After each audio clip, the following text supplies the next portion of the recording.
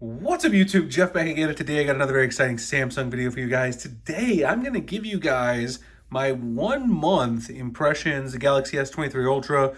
Talk about some of the problems I've experienced as well, because it's always important to give an accurate picture of the device, even though of course I love Samsung. It's a fantastic device, but we're going to talk about that today. Before we do, I want to remind you guys, if you're looking to upgrade your wireless experience and also save some money, you can do so by switching to my partners over at Mint Mobile. They have premium wireless starting at just 15 bucks a month. They also have plans that can suit any budget and also data needs. They've got a 4 gigabyte month plan at 15 a month, 10 gigabytes a month at 20 a month, 15 gigabytes a month at 25 a month, and then they have the unlimited plan at $30 a month, which I personally think is the best value. All their plans come with unlimited talk and text, nationwide coverage, and you also get mobile hotspot included as well. Now, I've been using the service here for about 6 months here in Phoenix, and it's been fantastic for me. One of the things I love is that it's super easy to switch to Mint. All you've got to do is go to their website. There's no physical stores. You can either order an eSIM or an old school physical SIM, and you can have that kit shipped right to your front door. They'll send you a SIM kit as well. You can pop out your old SIM, pop in the Mint SIM, and let the savings begin. Also, if you want to switch, now's a great time because I'm offering a great deal. If you go to my link, which is mintmobile.com/Springer, it's also going to be in the pinned comment description. Sign up for any 3-month Mint Mobile plan today. I will send you any smartphone case of your choice, from Urban Armor Gear, speaking any brand you can imagine, and for any phone. It's not restricted to just the S23 Ultra or Samsung phones. I'm doing that as a personal thank you on my own to thank people for signing up for Mint. I really appreciate them for partnering with the channel. Go to mintmobile.com/Springer to check it out. So let's go ahead and get into today's video. I want to start by talking about software a little bit because that's a really important aspect. Software, I really haven't had any problems. There was a little bit of lag. There's always a little bit of a stutter here and there when multitasking. And I think the March update, which I just made a video on yesterday, really did clear some of that up a little bit for me personally. One thing that I will say is that I've been running the phone pretty much the entire time that I've had it in light mode. And you can actually see here this little icon here on the far left at the very top here in your notification tray. When you pull it down, all these status icons, that is the light mode icon. So for those of you guys who don't know about light mode, I talked about it in all my setup videos. It's in the battery section. If you go down to battery and you go to battery settings again, scroll down to more battery settings, performance profile. This is something new that arrived it was actually on the Z Fold 4s, which I have right here as well, and then made its way to the S23 Ultra series. And it's really worked great in light mode. A lot of questions were asked about how well would this work in day-to-day usage? Are you going to see many stutters? And to be honest, I haven't seen that many, which is why I say, even though I saw a little bit of stuttering here and there when the phone first arrived last month in February, I will say I wasn't running in the standard profile, and so this is actually prioritizing battery life and cooling efficiency over processing speed. But in day-to-day use, it really doesn't seem to make any difference. Obviously, if you're doing crazy multitasking or you're doing some gaming, things like that, that's actually handled separately by Game Booster anyway. You can max out the settings and it runs great. But I just want to mention, if you haven't used light mode yet and you were thinking about running it full-time as your daily driver, I would say go ahead and do it, because I've basically ran light mode as the main profile on my S23 Ultra since I've had it, and I've had no problems whatsoever. Now, also, I wanted to mention that because my battery life has also been fantastic. You can see right here, I'm at 66%. It's like 5 p.m. I got 66% available. I really haven't done a lot of crazy stuff today, to be honest. Today is not a day where I put a really heavy day on my phone because I was doing other things away from the phone, at the gym, some other things. I listen to some music and stuff like that, but only an hour and 40 minutes screen on time. But I've been getting around, and this is on pace to get around 6 hours, 6.5 hours screen on time. And with my usage, because I use Android Auto every day, I have it paired up to Bluetooth headsets, my smartwatch usually paired during the work week. That's phenomenal battery life. I was getting around 4.5 to 5 on the S22 Ultra. This is giving me an extra hour, hour and a half of battery life. I really think that's great. I know everyone gets different numbers in terms of screen on time, but I've been really happy with the battery life.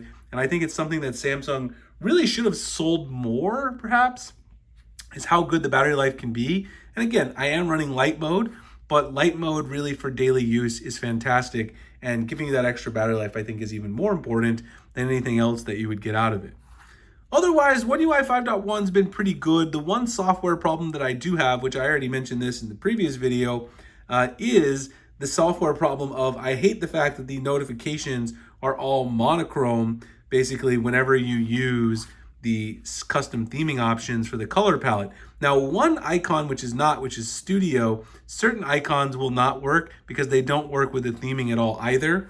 And that's pretty much the situation here. Now, what I'm talking about, for those who don't know, I made a full video on it. If you go into your wallpapers and style on One UI 5.1 and you apply the color palette, it will theme all of your icons to a monochromatic sort of look. Now you can see right now I don't have the color palette on, but if I do turn on the color palette, let's say I apply the color palette here to these icons, now when I do that, it's gonna go up here and then you'll see, once again, like I said, all the icons will be monochrome. This also happens if you do use a theme from Theme Park, and that's actually what I have right now on the device, is I have a theme from Theme Park with all the different colors for my quick toggles, brightness bar, and things like that. They actually just added the option to double color the brightness bar down here at the bottom, which is something that I had talked about recently in another video. Same thing with the volume menu. I always hit the power button when I mean to do that in a video. If you go to the volume menu over here, you're gonna see that this is also monochromatic unless you use Sound Assistant to color it, which is actually what I've done.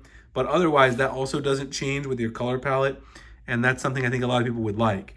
So it would be nice if they would fix this. I know it's intentional, it's not really a bug, but I would really like to see the way the color palette operates with the theming engine. A little bit different, give you more options, more customization over that.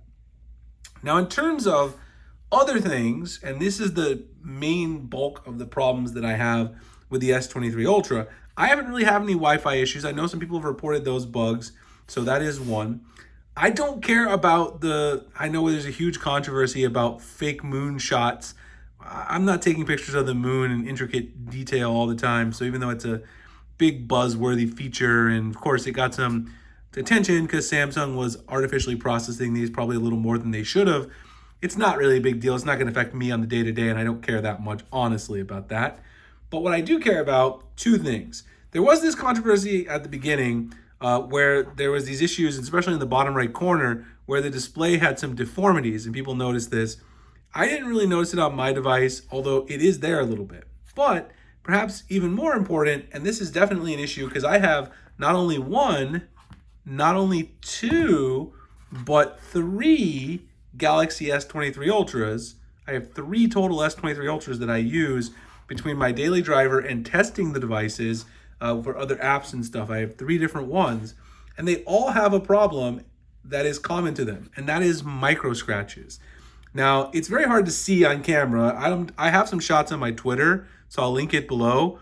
But if you get really bright incandescent light, especially in this bottom corner, and you get really close, there's a ton of micro scratches here on this phone.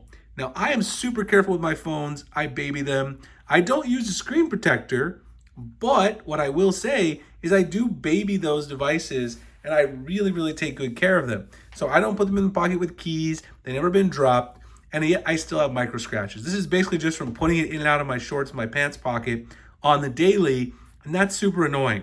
And even these phones, which I use for testing in my office, and they've rarely been in my pocket, these two phones right here, I'll take some pictures as well, they also have a few micro scratches despite not even being my daily driver, which is pretty crazy. Next thing is another screen thing, which I haven't experienced the problem yet, but I can tell it's pretty much the same oleophobic coating Samsung put on the S22 Ultra. And I talked about this a lot in my Galaxy S22 Ultra videos over the course of last year. When you're interacting with the screen all day, swiping left, swiping right, swiping up, swiping down, you're gonna get your fingerprints on it, and that oleophobic coating is supposed to help. The problem is that Samsung's oleophobic coating seems to wear out a lot quicker than other phones. All phones, the oleophobic coating comes off, but theirs seems to come off quicker, and it looks like it's the same oleophobic treatment. Now, I did buy some oleophobic coating last year, which you can actually apply yourself to restore your oleophobic coating. This is it right here, and I'll drop a link below if people are interested. If you end up having this problem later, you can do it, and it does help, but it would be nice if they would try to improve that. You really shouldn't have to do that for the longevity of your device. Anyway, those are my main few little nitpicky issues. Otherwise, I've had a great experience with the device. Everything's been fantastic. Let me know what you guys have experienced with your phone below. Again, I'll remind you, if you guys are interested in signing up for a Mint Mobile plan, go to my link, which is mintmobile.com/Springer. You sign up for any 3-month plan, get in touch with me on Twitter or via email, and I'll send you out that free case that I'm offering for any 3-month Mint Mobile plan. Appreciate them for partnering with the channel. Appreciate you guys for watching this, and I'll see you in the next one. Thanks a lot for watching.